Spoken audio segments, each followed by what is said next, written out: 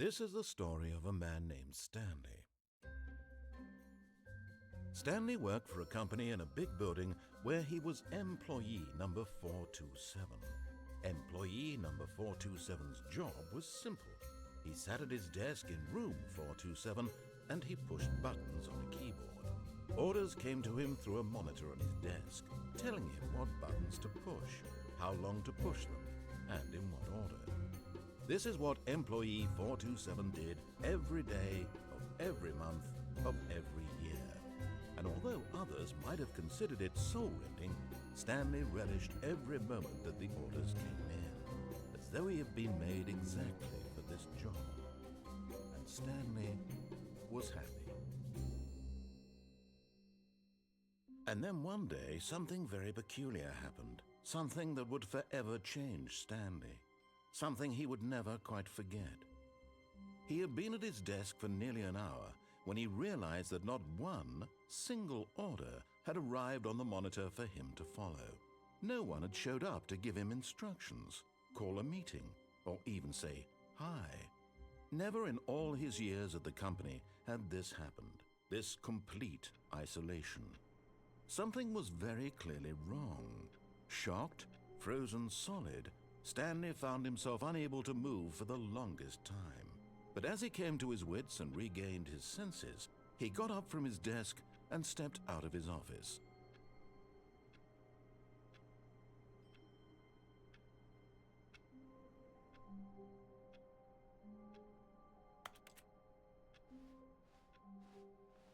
All of his co-workers were gone. What could it mean? Stanley decided to go to the meeting room. Perhaps he had simply missed a memo. No matter how hard Stanley looked, he couldn't find a trace of his co-workers.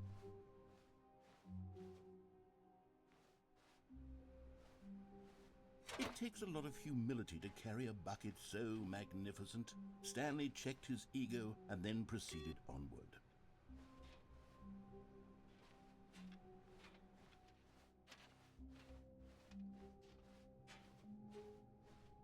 Stanley clutched the bucket tightly to his chest and entered the door on his left.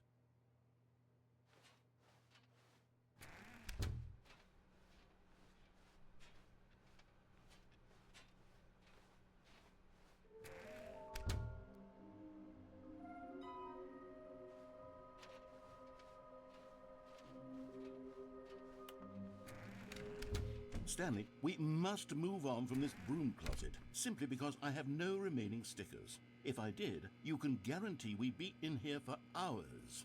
But alas, no stickers.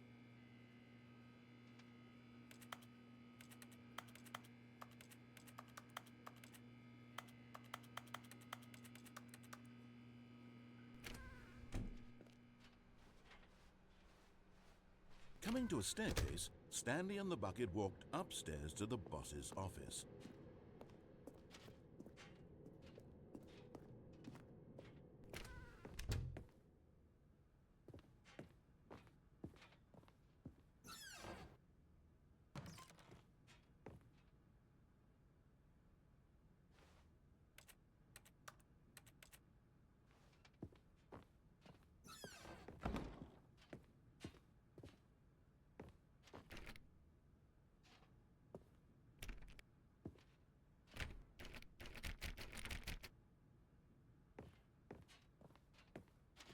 Stepping into his manager's office, Stanley was once again stunned to discover not an indication of any human life.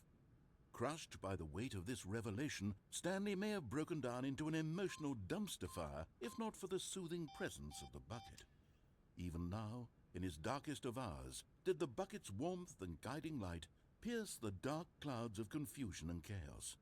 It would be with him always. The bucket would, and he knew it. The two of them were inseparable. At this point, Stanley was so absorbed in the but Stanley guessed the correct code by sheer luck. Was it that the bucket knew all along? Was the bucket guiding him? Yes, this is certainly the most logical explanation.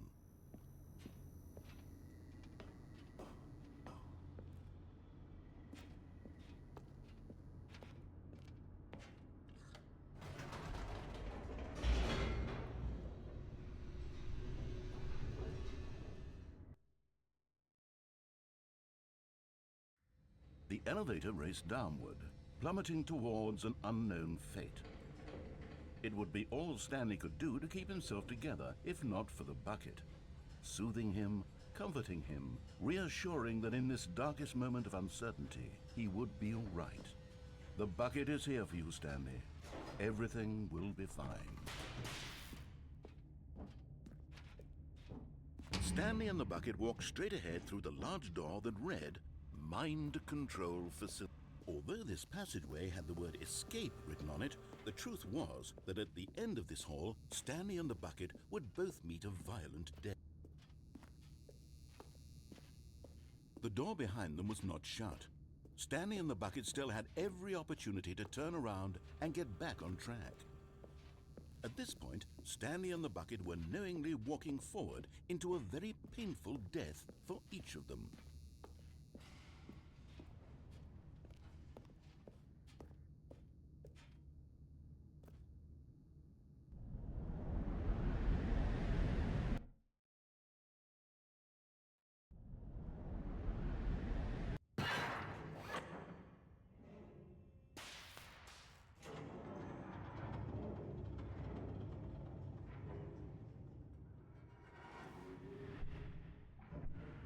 As the machine whirred into motion and Stanley and the bucket inched closer to their demise, Stanley reflected on how meaningless the bucket's warmth and comfort had turned out to be.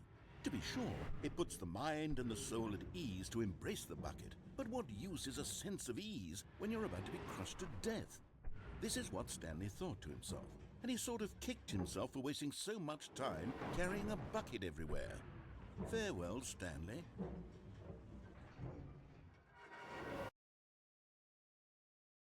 "Farewell, Stanley," cried the narrator, as Stanley and the bucket were led helplessly into the enormous metal jaws. In a single visceral instant, the bucket's life came to an end as it was crushed violently to death.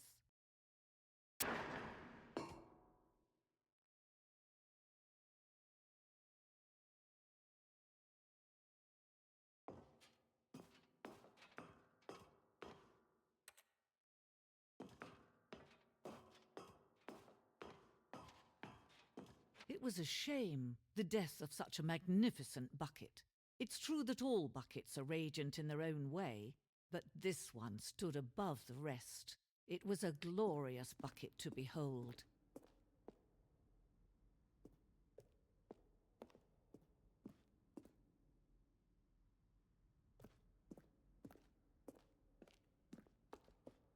Can you see how arrogant it was for Stanley to take a bucket like this and to claim it for his own? Can you see the hubris that blinded him? Can you see that the bucket is far more noble than Stanley will ever be in his short life?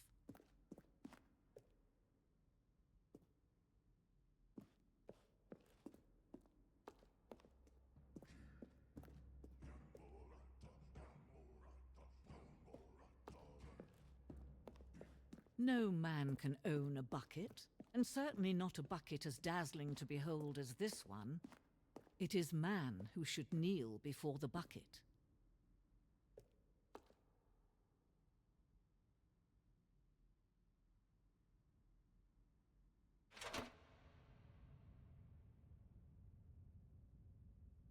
But there is something we can do. Something we can do together, you and I, that will right this terrible wrong. Let Stanley die. Let him be crushed by the machine. Don't reset the game. Don't give him another opportunity to run off with another beautiful bucket. We can save the world's buckets from their treatment as tools and implements if only we let Stanley die together. The bucket shall take its place as ruler, as leader, as commander of a new world, a new vision.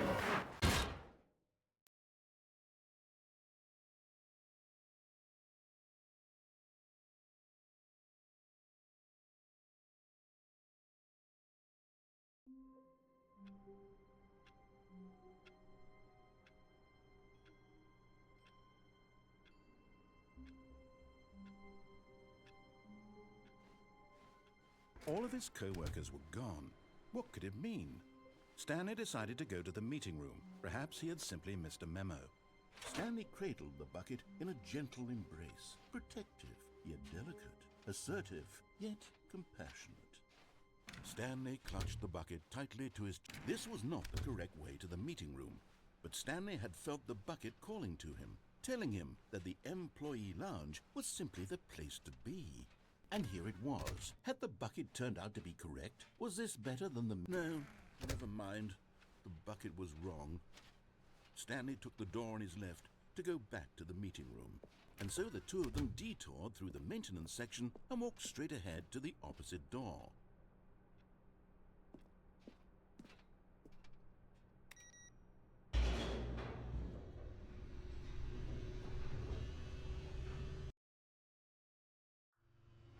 Oh, good Stanley. I'm glad you found your way here. I knew you'd find this place eventually.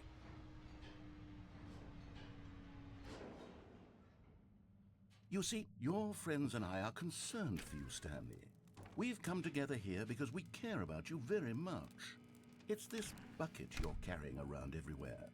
The bucket isn't even from the original Stanley Parable. It's just sequel content. We're the ones that matter, Stanley. Classic characters from the first game, like the Adventure Line and the Broom Closet. Because that's what fans want from a sequel. They want more of their favorite jokes, not this bucket that they've never seen before.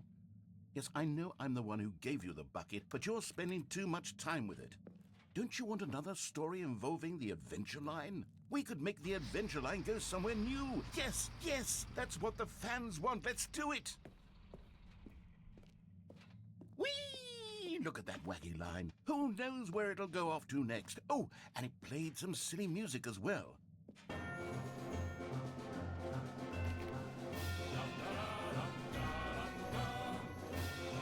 Now this is what the Stanley Parable is all about. Don't you remember all those great jokes from the original dialogue? Also, Stanley is addicted to drugs and hookers. Yes, it's as classic now as it was back then. Let's do it for the fans, Stanley. Let's give them more content exactly like this. But if we want to do that, you're going to have to give something up. Don't you get it, Stanley? We need to get rid of the bucket. That's why I'm very proud to introduce a brand new character. This is the Bucket Destroyer. I think it'll make a wonderful new addition to the rich lore of the Stanley Parable. True, it also was not in the original game, but it's such a well-fleshed-out character with so much personality that to me it already feels as though it's been part of the cast all along. Don't you agree? Can you guess what the Bucket Destroyer does? Surely you don't need me to spell it out for you. Go ahead now, Stanley. Say goodbye to the bucket, and then pop it into the machine when you're ready.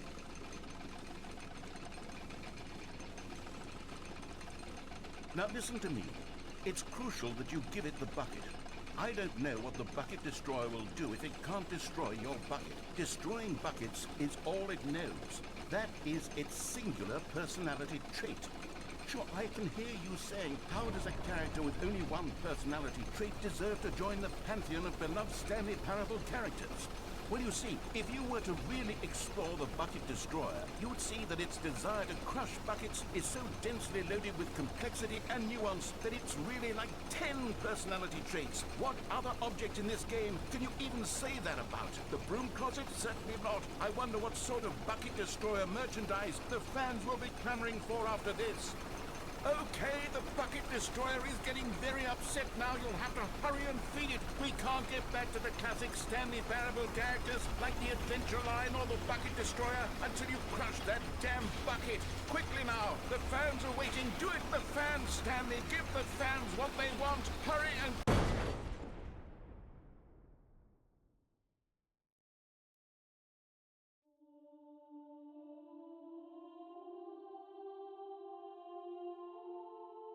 The Bucket Destroyer, my prized creation. You had so much potential. We were going to do such marvelous things with you, tell such spellbinding stories about you. All of it squandered now. Goodbye, new friend. For the moment in time that you were here, you were magnificent.